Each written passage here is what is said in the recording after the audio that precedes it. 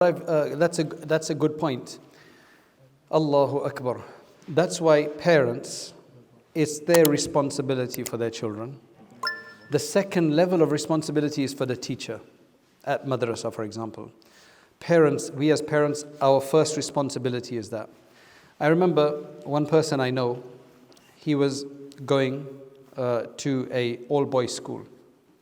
So his grandfather sat him down and he told him, if anybody does X, Y, and Z to you, then you need to run a mile and you need to report him. I'm just mentioning in code language, right?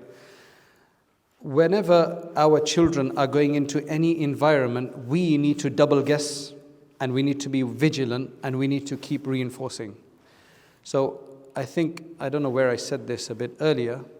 I don't like repeating myself usually, but in our homes, we need to have a very, very open relationship with our children. They must be able to discuss whatever they want with at least one of the parents, if not both. It's very difficult for both parents to be so open sometimes. You need that balance. At least one of them, whether the father or the mother, should be able to discuss everything, including stuff like gender dysphoria, fluidity, or whatever.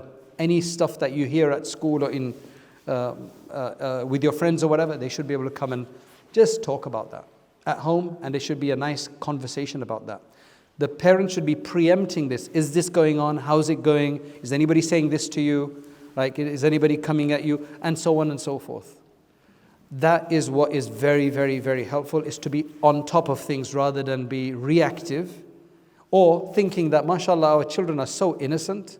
Our children may be innocent, but the shaitan is not. Right? So maybe that will be helpful. A lot of dua is very important. You have to actively be making dua, and parents duas for their children. If we're making duas, that means we're probably going to be focused on their betterment. Need to check who their friends are, checking out who their friends are, and then the other thing is that who they're on with online. Without sounding like a snoop about what they're doing, it's just casually, there needs to be boundaries in the house that, look, you can go on there, but I'm going to check. I just want to be careful. We actually tell them stories. We actually tell them stories about, because I get a lot of stories, so I sometimes share them with the children. This is what's happening. This is what happened. This is what happened with that guy. So they become aware of this. Awareness, I guess. And Allah's protection, inshallah. So sometimes parents can be very, authoritarian. Very authoritarian, yes. The kids may be religious, but because they haven't been molded in a certain relationship, despite the fact that they know that religious knowledge in the background, when there is a because they haven't they break apart. I know my mum, for example, we had like a little bingo next to our house, like a little bar bingo area, and she would have, like, we had to go walk through it to go to the bakery. My mum would always make us go the long route, where you had to walk right around the bingo. And as a kid, I was just like, Mum, just shortcut, just walk straight through it. And she would say, if you get near it, you might go in it. So the whole point is, to try to not even come close to that particular. And sometimes those visual lifestyle experiences where it's not just like, this is wrong, this is right. Yeah, you can't do right and wrong. It needs to be explanation. Parents have to be pragmatic, not just strict in, don't do this and don't do that, and never have a conversation about why not and what the reason is. Children need to understand the reason so they can actually do it for the sake of Allah. The biggest thing though is, we're getting into a bigger topic here, right, which is about tarbiyah of children. What parents need to do is instill the love of Allah into the children from a young age so that they're conscious of Allah, not just rights and wrongs, because they don't know why the rights and wrongs are. We need to be conscious of why you do things. Why do you pray? For example, have you got an auntie that really likes you and whenever you go to her, she gives you lots of stuff? You better have, man. Everybody should have an auntie like that, right? Everybody has an auntie like that, the one that just smothers you with stuff, right?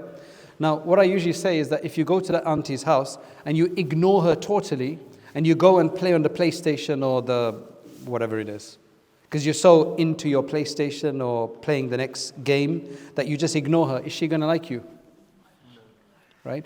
Allah gives us everything, has given us everything, and continues to give us everything. We remember Him, we thank Him. You have to give practical examples of children. I mentioned a story yesterday, I think it was. Again, I'm losing my orientation here. We were teaching children in America while we were in Imam, me and my wife. I was teaching the older children, she was teaching the younger children. So there were these two boys, two brothers, who came to the madrasa to study after a very long time. They were like 7, 9, I think, or 7 and 8, that kind of an age. They'd never been to madrasa before. So my wife was teaching them about Allah. Allah is the greatest. Allah is the most mighty. He's the all-powerful. He can do what He wants. Nobody can stand in front of Him. Do you know what one of these 7, 8-year-old kids said? Power Rangers. You know these descriptions I'm talking about? He associated those descriptions with Power Rangers. Do you know what Power Rangers are? Right? So, why? Because growing up, Power Rangers were the mightiest beings and entities for him. Right? Now, good job it came up there, so it was corrected. Now, I'll tell you another kid who was half their age, about 4 years old. He goes to the beach with his parents, a halal beach with his parents.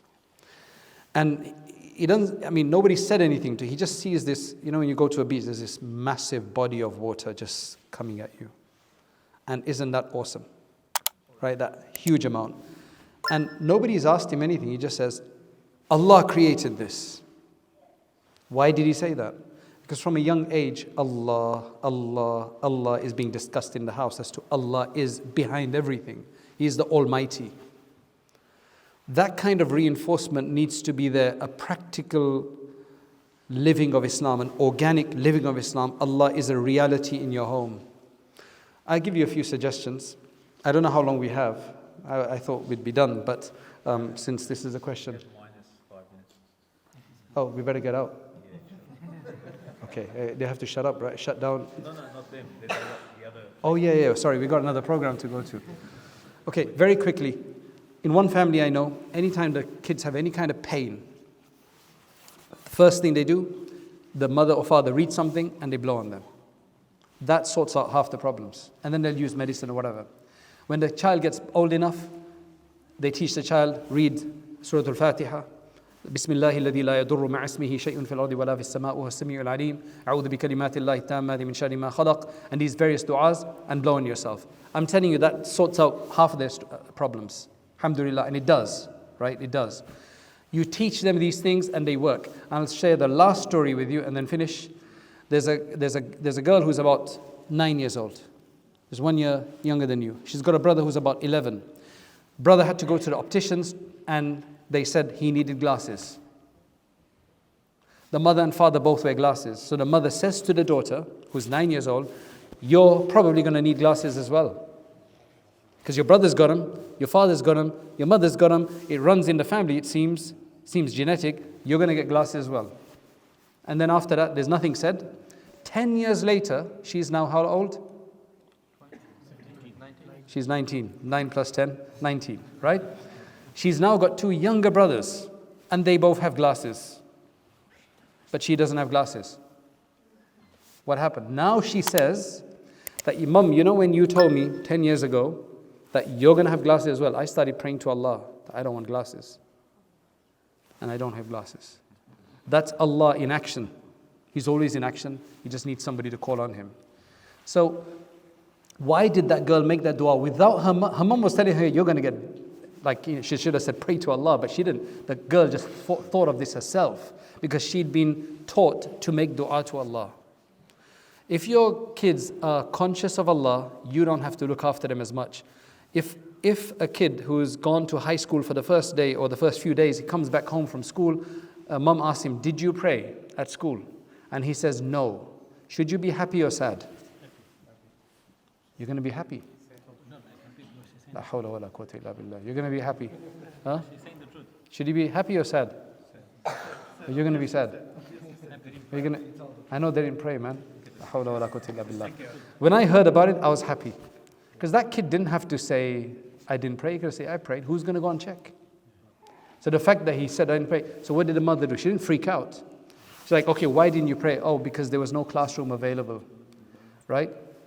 My kids, throughout their high school, we bought them, because the thing difficult in high school is to make wudu, wash your feet, and get caught with your foot in the sink, in those dirty sinks sometimes, right? So normal pair of socks cost £2, $4 maybe, $3, $4, right? Normal pair of socks. Wudu socks in England cost about 18 to 20 pounds each, like 10 times as much. 10 times as much. But my kids have all had wudu socks, just to make it, because you have to plan this with your children. You have to understand why they can't pray if they can't pray, right? You have to interact, and you have to be pragmatic about this, right? May Allah make it easy. May Allah make it easy. May Allah make it easy.